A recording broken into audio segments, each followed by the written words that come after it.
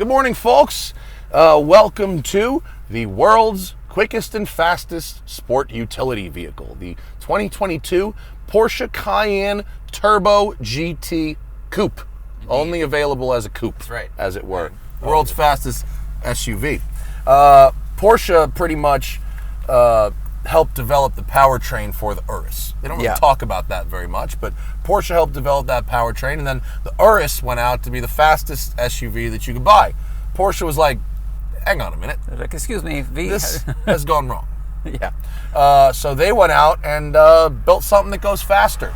Turbo GT is it's not a true GT car in the sense that it's not like a Preuninger product. It's not part of the GT program, okay? So don't let the letters throw you off. Right. Basically, you had the Cayenne Turbo, and then you had the Turbo S E-Hybrid. But I guess they thought there should be a faster one that wasn't a hybrid. Yeah, that was lighter, but faster. Right. So this pretty much has a very similar version of the 4-liter twin turbo that the Urus gets. 631 horsepower, which is 90 more than the turbo. But it's 10 less than the Urus. Right. Right. 626 pound-feet, which is 100 pound-feet more than the turbo. This thing will do a 738 at the Nürburgring, which is 11 seconds quicker than the Urus. It weighs 5,000 pounds exactly. Curb weight, they made a very big point of this. 5,000 pounds exactly. 15% stiffer PASM suspension, 17 millimeters lower than the turbo. Dynamic chassis control, electric power steering, and a recalibrated, retuned rear steer system. It has 1 inch wider wheels than the turbo with 1.5 degrees of negative camber. Yeah. P0 Corsa 22s and 285 front, 315 rear, 17.3 inch ceramic brakes, same as the Urus. It has a water-cooled transfer case. And then compared to the turbo, the engine has a different crank, rods, pistons, timing chain, torsional dampers, and it runs 23 PSI of boost. It has a new pre-selector for the 8-speed automatic transmission. So if you go to choose a lower gear, but you don't have the revs, when it gives you the when you have the revs, it'll give you the gear. It has a pre-selector. It's great. So you're not just shifting into the air. The adaptive rear spoiler has a 50 millimeter gurney flap, you have a carbon fiber roof instead of the glass roof. Base price $180,000. As tested, just under $200,000. All right. Yeah. So cheaper than the Urus. Cheaper than the Urus slightly, by but 20 faster. to 50K cheaper than the Urus. So we're gonna go to manual mode, Sport Plus, Comfort Shock, my favorite setting, and we're off.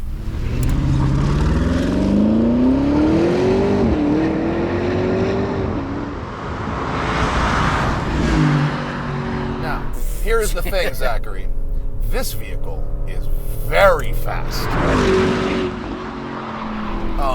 It certainly is. We're in a strange place where we can hop out of a 3,000 pound, 300 horsepower Cayman T, the lightest, lowest powered car Porsche makes, into a 5,000 pound truck with more than double the power that is actually faster around the Nürburgring. That is so weird. It's so weird. I don't understand what's happening today. I don't understand it. I was looking up the specs on this thing. It's ridiculous. I was looking at the competition, and I just kept going, who is this for? Like, who wanted this, like the GT carbon roof, like this is hypercar bits bolted to an SUV. I've never driven any SUV, Urus included, that turns in as hard as this. It's very obvious that the 1.5 degrees of negative camber are like, okay, I see what look at this. Yeah. I mean, the turn in and then the balance through the mid corner is crazy. The power band is super wide, which is good because get this, third gear, and this is an 8-speed automatic, remember. Third gear is good for 96 miles an hour. Fourth gear is good for 125. Ask me how I know that. Jeez. And we have the ground clearance to clear those rocks because we're in a truck. And this isn't a 9,000 RPM engine. Third gear is good for 96 at 7,000.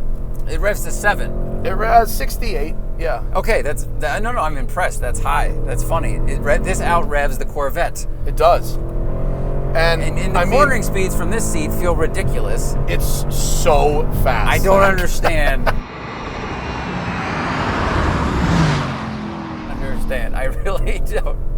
I mean, we've driven fast SUVs before. We've driven the X6M. Then there's the the E63, which are also very fast. Would you like to? But those cost half what this costs. This is, yeah, I mean, this is pretty up there. So we're gonna do second gear through the tunnel. Second gear from 3. Okay. Second gear from 3.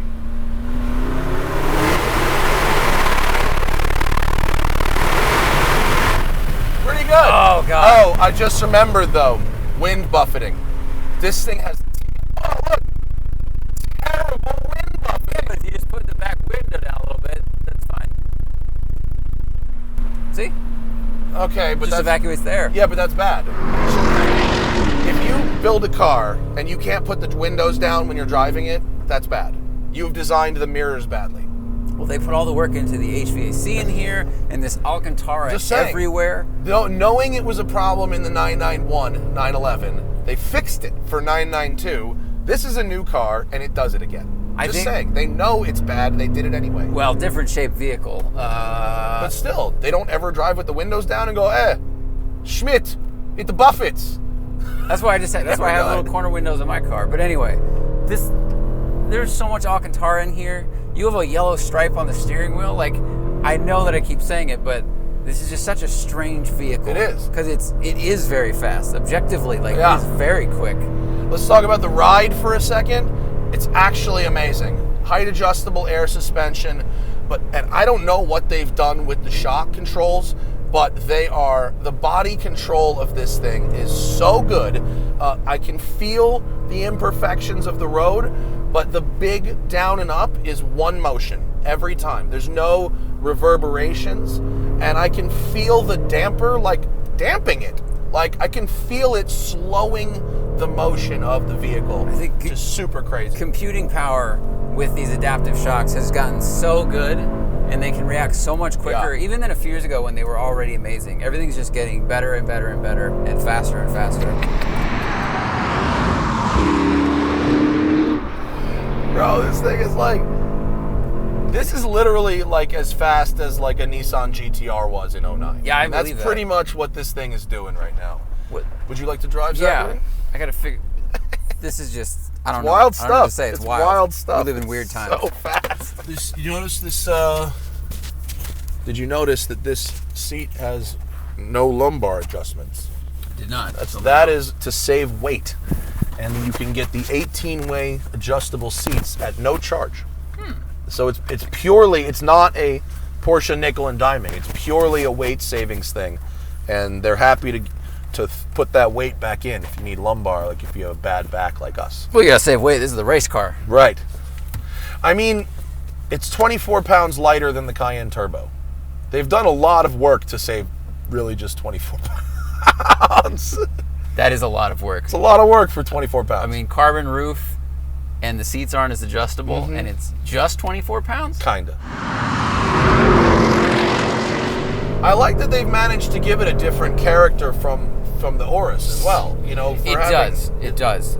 It feels, well... Like a Porsche. Yeah, it feels more like Porsche. The Urus feels big. It is big, but it feels big, even though they share the architecture. It's like the MLB platform, right? This is shorter.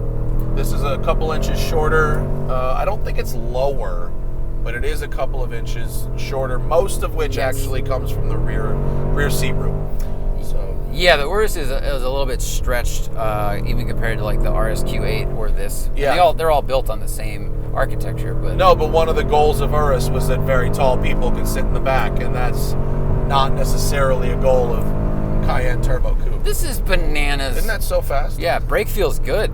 The feedback on the brake pedal's good. They bite really early. Let me try this pre-select thing. Ooh. See? Yeah. So you hit it, and then when you have enough revs, it just gives you the gear. Yeah, that is cool. That's Instead smart. of just pulling. Yeah. Let's see. Yeah, it works really quick. That's wise. It works very quick. It eliminates that frustration of, I gotta hit it now, I gotta hit it again, And maybe if you hit it too many times, maybe you do 2 gears by accident, Yeah. Cornering is super flat. So we're still in the comfort shock. Let's go firm. Full sport shock now. Okay. Let's see if we feel it. Oh yeah, we're already kind of jouncing around a little bit. It's a little bit busier, isn't it? Rock.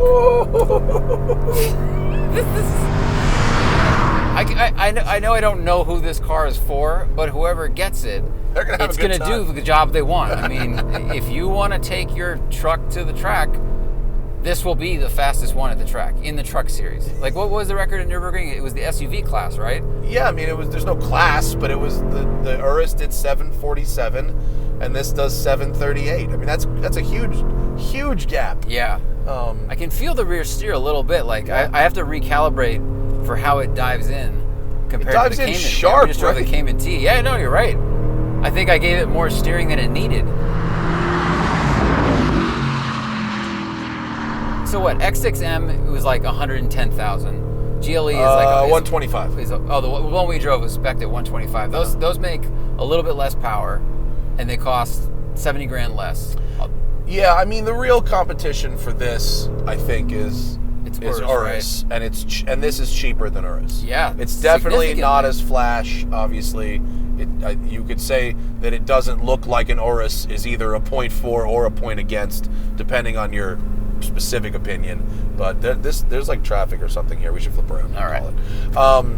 But it, you know, when Porsche sets out to do something, whether that's, you know, come up with a new technology or send an SUV around the Nürburgring really fast, it's hard to deter them. Yeah, when they commit, they're going to do a really good job. They of are it. committed. I mean, and, I don't understand. Like, I think this trend of cars is weird, but I understand there's a market for it. Yeah. And like you said, if you want Urus speed or superior speed, but you don't want it to look like it's as fast, then this is what you get. And it's not like it's any less usable daily. It's totally usable daily. It's just a little firmer than a regular Cayenne. I happen to think the Turbo S E-Hybrid is an amazing product. I think it's really cool. It's insanely fast. I have a video of it. Go check it out. Insanely fast, and that EV mode is there when you want it. Mm-hmm. I can understand why Porsche's highest net worth customers might not find that particularly exciting and might want a super gas-powered, purely big boost thing too. I get it. Yeah. This is the braggadocio version. This is like the it's like the SEMA car for people with bad knees. You know, you've got carbon everywhere, but you don't want to drop into the seat. Right. Now the good news is it drives fabulously. I have no criticisms of how it drives. It drives exactly like they say it does. It's awesome. Yeah, true. Yeah, it does what they say. It's awesome. So thank you to Porsche for letting us have a go. Thank you to you guys for watching, and we'll see you later. And remember, always fight your tickets. Use code TST10 on the Off the Record app available in the Android and iOS store, or go to offtherecord.com/TST.